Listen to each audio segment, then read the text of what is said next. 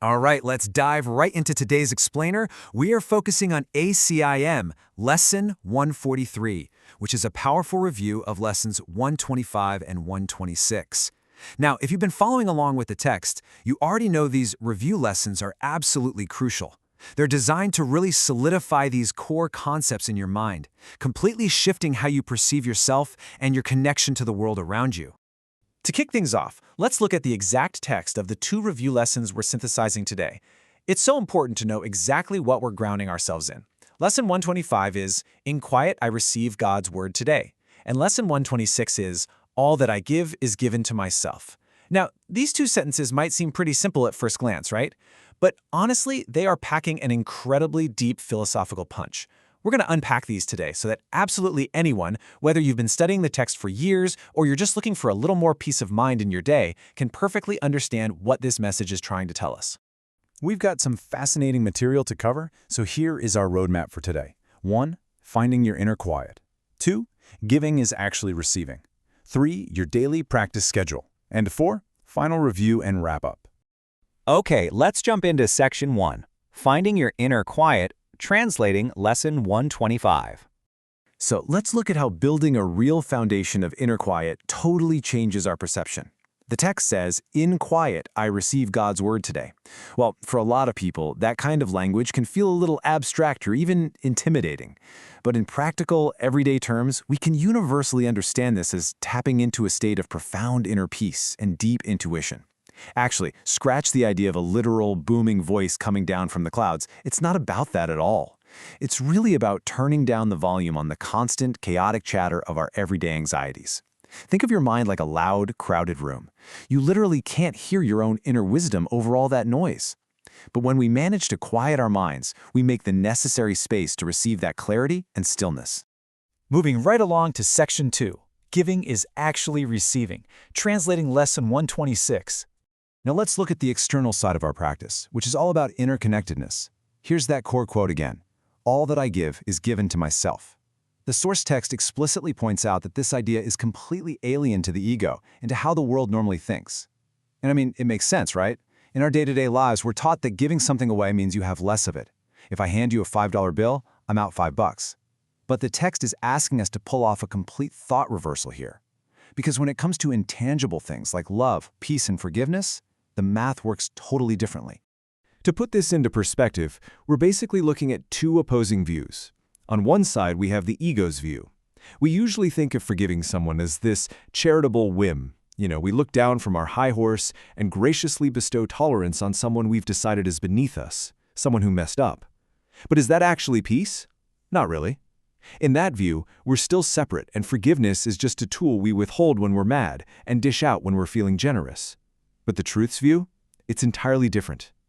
The truth states that the giver and the receiver are the exact same. Because human consciousness is so deeply interconnected, you literally cannot harbor anger towards someone else without poisoning your own mind in the process. So, the real game changer here is realizing that true forgiveness actually heals the mind that gives it. It's not just biting your tongue to stop yourself from lashing out, and it is definitely not a claim of superiority. It is a wildly powerful psychological tool. When you hold on to a grievance, it's like keeping your own mind locked inside a prison of resentment. Releasing that grievance, truly forgiving, releases you. You are freeing yourself because you aren't separate from the other person. When you give peace to someone else, you are instantly flooding your own mind with that exact same peace. The text really hammers home this law of mind. What has been given must have been received. You can't just go through the motions here. If you fake forgiveness, saying the words while you're still boiling with rage on the inside, well, you haven't actually given anything. And that means you won't receive the peace you're craving either. True unity only comes from genuinely giving the exact peace, love, and understanding that you desperately want to experience yourself. Basically, if you want a peaceful life, you've got to output peaceful energy to the people around you. All right, Section 3, your daily practice schedule, putting it into action.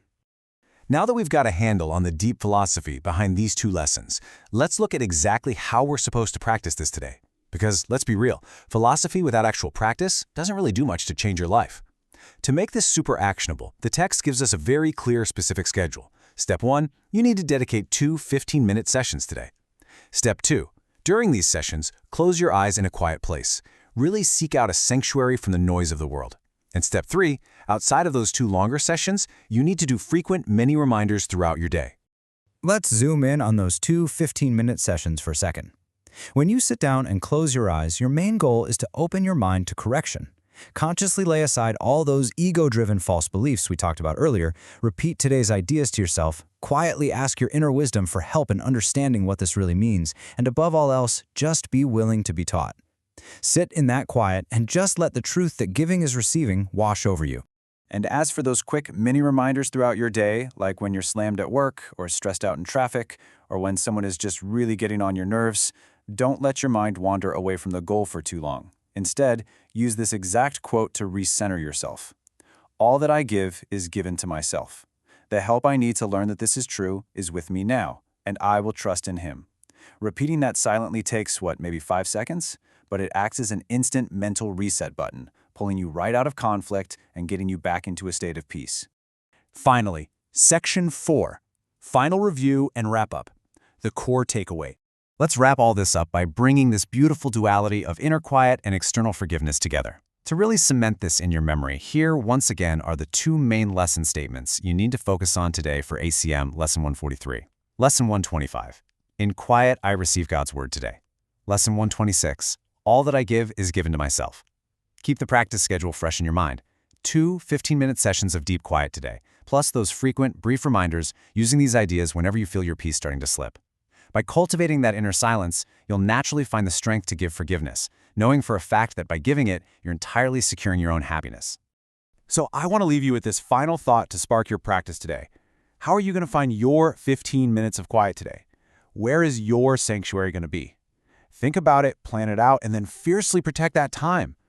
If you found this explainer helpful in breaking down these concepts, please do me a favor, hit that like button and subscribe so you can join us for future insights. Have an absolutely wonderful, peaceful day of practice.